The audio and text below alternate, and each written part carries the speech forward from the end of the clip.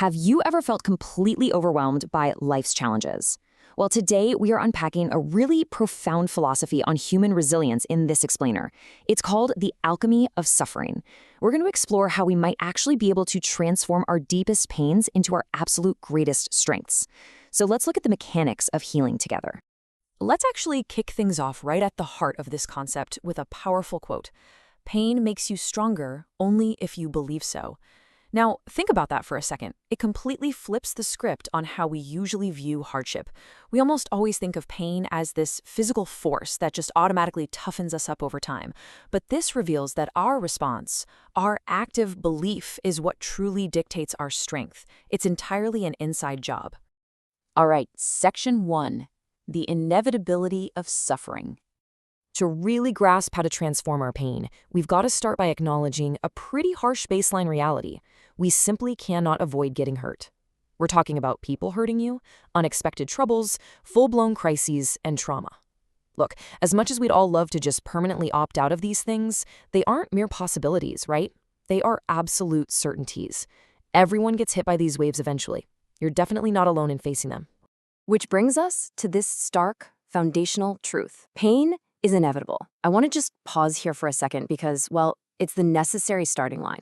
Literally, no one gets a free pass. And highlighting this isn't meant to be depressing. It's actually kind of freeing. We have to fully accept the reality of the pain before we can do anything meaningful with it.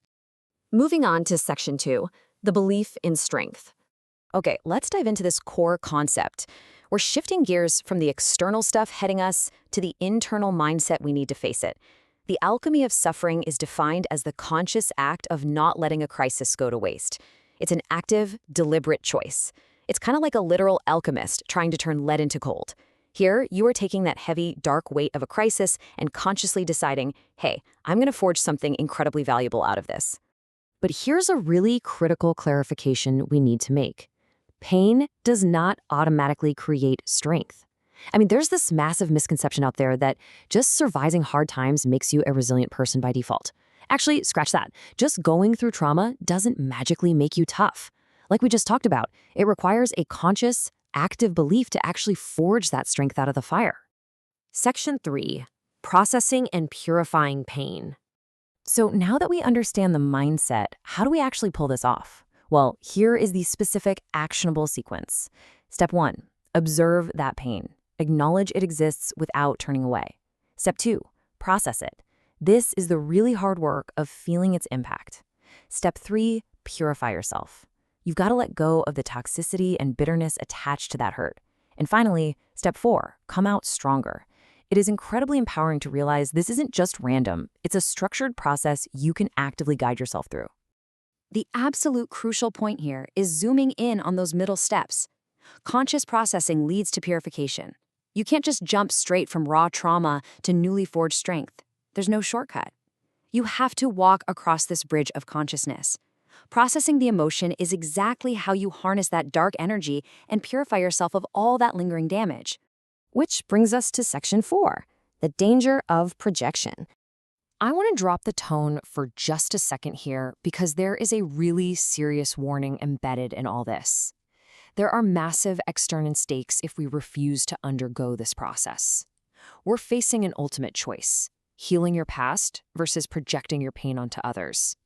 It's the difference between doing the hard internal work or just taking out a bad day on your family. The message is pretty crystal clear. Unhealed people inevitably hurt the people around them. Let me reiterate this because it's arguably the starkest warning of all. Unhealed pasts create present victims. That is the ultimate consequence of letting a crisis go to waste. If you refuse to process and purify your own trauma, you're practically guaranteeing that you will inflict that exact same pain on someone else. Your untreated wounds will literally bleed on people who never even cut you. Which leaves us with a deeply personal, pretty provocative thought to end on. Are you processing your past or projecting your pain? Next time frustration bubbles up in your relationships, maybe ask yourself if it's the present moment speaking or an unhealed wound rearing its head. The alchemy of suffering is a daily, conscious choice. You absolutely have the power to step into the fire and come out stronger. Thanks for exploring this explainer with me today, and I'll catch you in the next one.